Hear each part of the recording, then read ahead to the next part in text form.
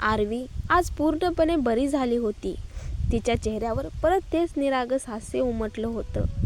आदितीचा जीव आता कुठे शांत झाला होता. डॉक्टर, खूप खूप धन्यवाद.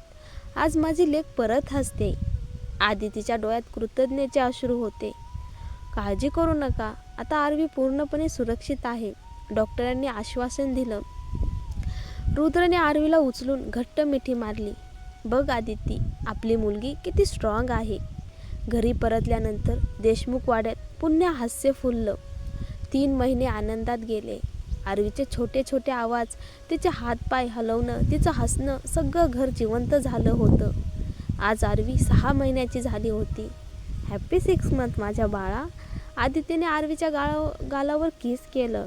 आपली लेक खूप लवकर मोठी होते, रुद्र हसत म्हणाला. त्या दिवशी आरवीसाठी बेबी क्लास होती. रुद्र आणि आदिती दोघेही गेले. एक परिपूर्ण कुटुंब. पण या आनंदाच्या सावलीत सुनैनाच्या मनात वादळ उठलं होतं. दररोज रुद्र आदितीचं सुख पाहून तिचं मन तुटत चाललं होतं.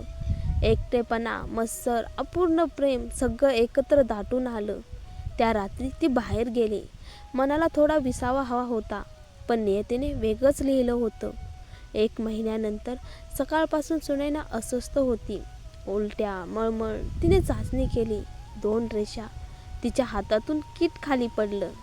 नाही, असं कसं? ती रडत जमिनीवर बसली. तो दिवस आदितीने पाहिलं. सुनैना सतत आजारी दिसत होती.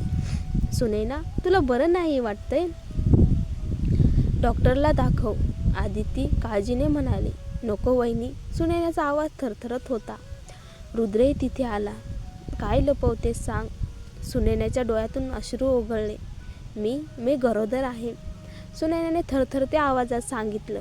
पण आदितीला धक्का बसला. तो गरोदरपणामुळे नव्हे, तर पुढच्या वाक्यामुळे. मग रुद्र, माझ्याशी लग्न करशील का? सुनैना रुद्रकडे पाहत म्हणाली होती. आदितीचा चेहरा क्षणात बदलला. डोळे लाल झाले. आवाज थंड पण धोकादायक. सुनैना, माझ्या नवऱ्याचं नाव घेऊन असं बोलायची हिंमत कुणी दिली? रुद्र गोंधळलेला उभा होता. आदिती, मला काहीच कळत नाहीये. तेवढ्यात सुनैना पोट धरून खाली बसली. जणू तिला वेदना होत आहेत. मालकीन, मला त्रास होतोय. त्या दृश्याने आदितीचं मन अजूनच तुटलं. रुद्रला खरंच काही आठवत नाहीये का? मग आजच हे सगळं का? पण आयुष्यात खूप काही सहन केल्यानंतर आदिती आता कमकुवत नव्हती. तिने सुनैनाला घरातच राहू दिलं, पण लक्ष ठेवून. काही महिने रुद्र आणि आदिती आरवीसोबत परदेशात जात होते. सुनैना मात्र घरात असूनही दुर्लक्षित होती. बाळ झालं तरीही रुद्र, आदिती तिथे नव्हते. 2 आठवडे झाले. एक दिवस सकाळी आदिती शांतपणे कॉफी पीत बसली होती. फोन वाजला.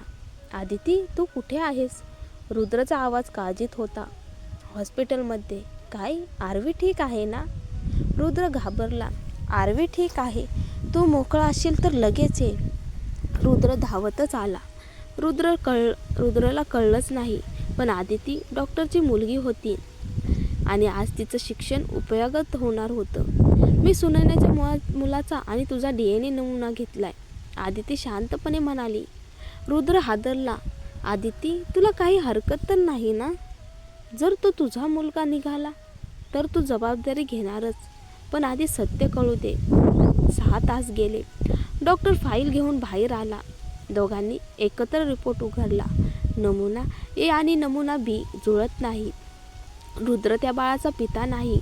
क्षणभर दोघेही स्तब्ध. ती खोटं बोलत होती. रुद्रचा आवाज कठोर झाला.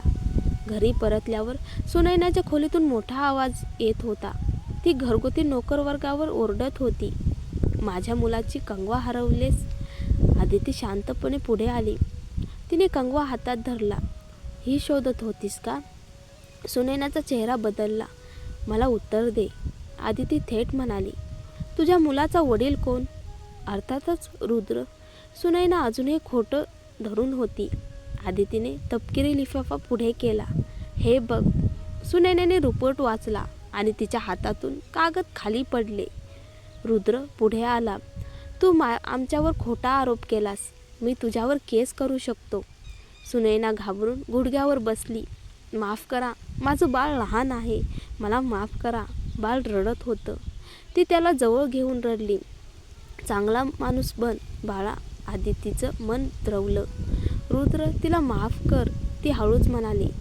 पण आजच हे घर सोड, रुद्र ठामपणे म्हणाला.